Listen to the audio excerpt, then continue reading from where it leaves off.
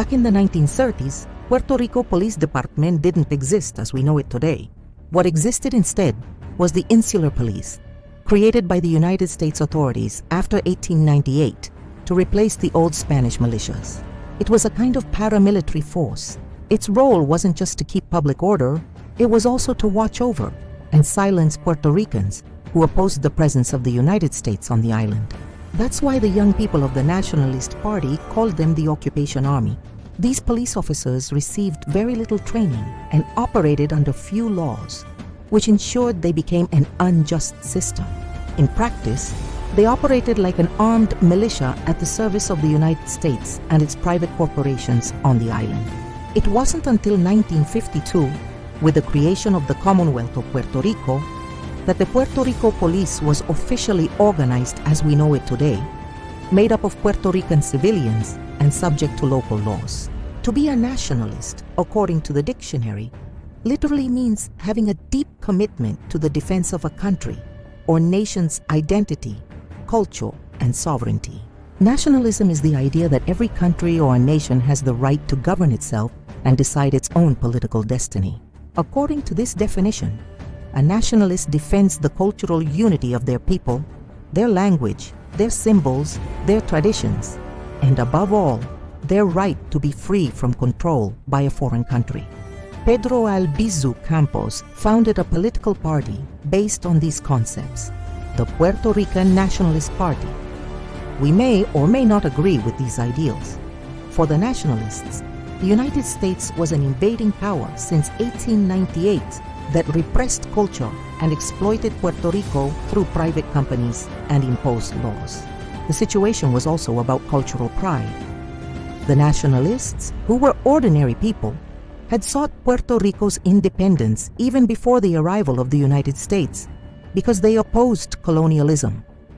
They wanted to recover a Puerto Rican culture that had been repressed first by Spain and later by the U.S. government. The governors appointed by the United States in Puerto Rico enacted laws that prohibited cultural symbols such as the flag, the national anthem, and the teaching of Taíno history, even though these elements represented Puerto Rican identity, despite Puerto Ricans already being U.S. citizens.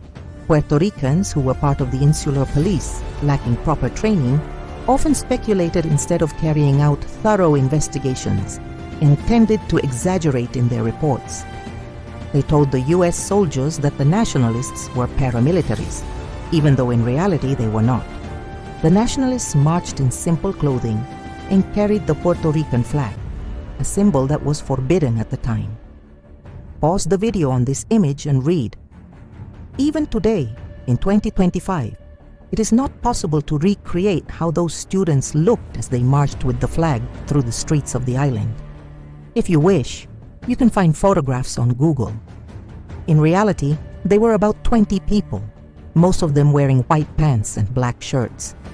These scenes cannot be reproduced because they are still considered subversive, even when used for educational and historical purposes. Puerto Rico had never experienced freedom of the press under Spanish rule. And when the United States invaded the island, freedom of the press was not extended to Puerto Ricans. Any statement that spoke about independence or Puerto Rican culture was considered a subversive act and was repressed by the U.S. government. Speaking about the origins of the Puerto Rican people, topics such as the Taínos, the Jibaro culture, or Puerto Rican identity was monitored and treated as separatist propaganda. That is why, even today, the false idea persists that the Taínos died out in the 1500s, just as the Spaniards once claimed, even though historical and scientific evidence proves otherwise.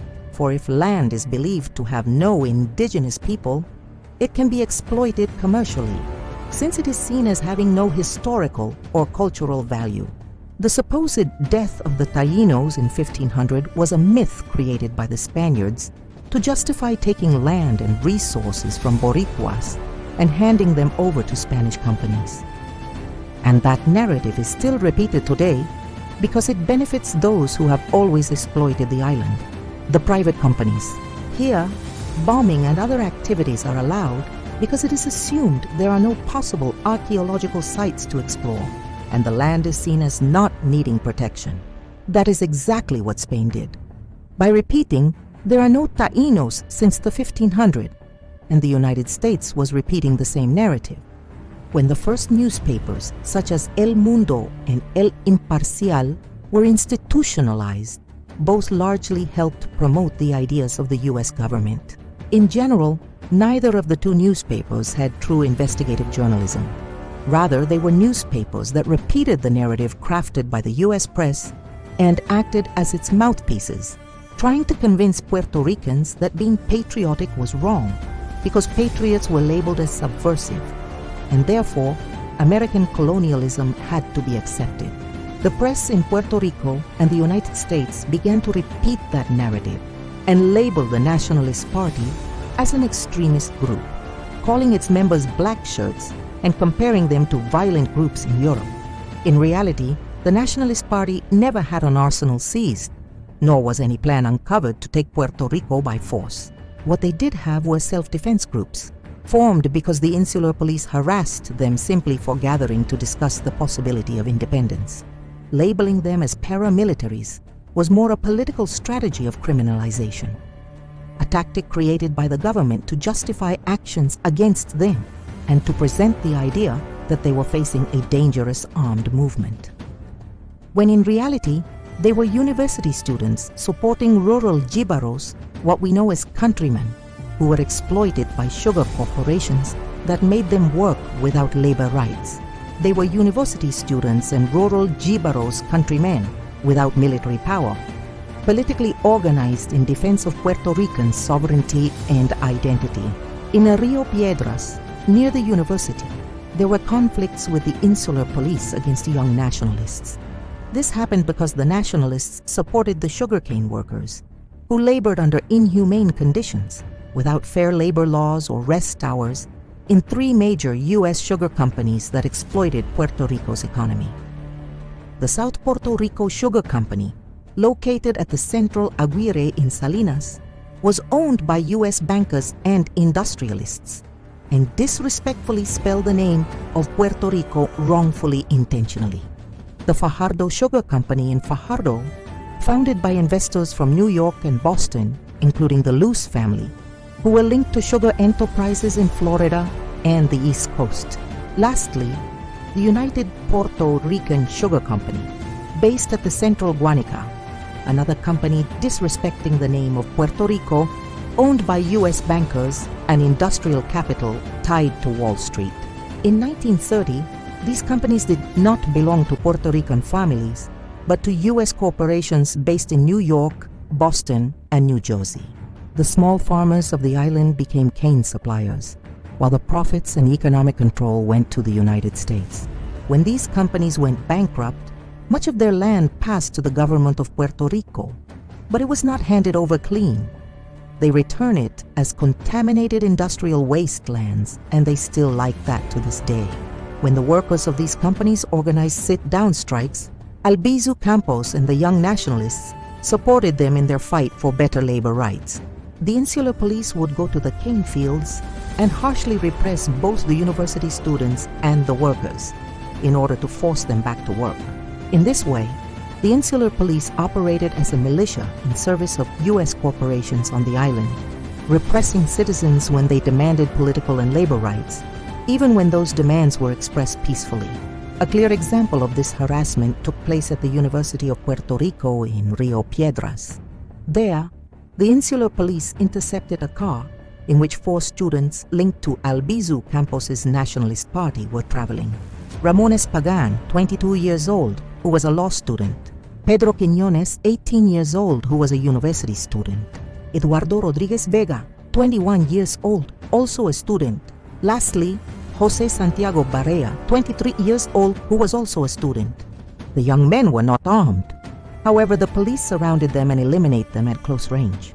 Witnesses stated that it was an act driven by political motives. The U.S. government justified the action by claiming that the students were planning an attack. However, later investigations did not confirm the presence of weapons or the existence of any plan. For much of the Puerto Rican population, this event was seen as an action driven by U.S. authorities with the purpose of discouraging and intimidating the civil movement that demanded independence. The violent incident involving the young men of Rio Piedras marked a turning point in how Puerto Ricans perceived U.S. authorities. From that point on, surveillance and tensions on the island increased. 4 months later, the head of the Insular Police, U.S. Colonel E. Francis Riggs, a veteran of the Army, was killed by an unknown assailant as he left his home. 2 young nationalists were immediately arrested: Hiram Rosado, 21 years old, and Elias Beauchamp, 22 years old, who were eliminated without trial inside the Insular Police headquarters. This event was remembered as the elimination of the martyrs. According to witnesses and chroniclers of the time, the young men never received a trial, which many interpreted as an act of reprisal. This act was used as justification to detain Pedro Albizu Campos and several leaders of the Nationalist Party, who were prosecuted on charges of conspiracy. Follow us to learn why Puerto Ricans do not feel comfortable with the U.S. military presence on the island. Coming up in part 3 of this series, and discover what happened in the following encounters.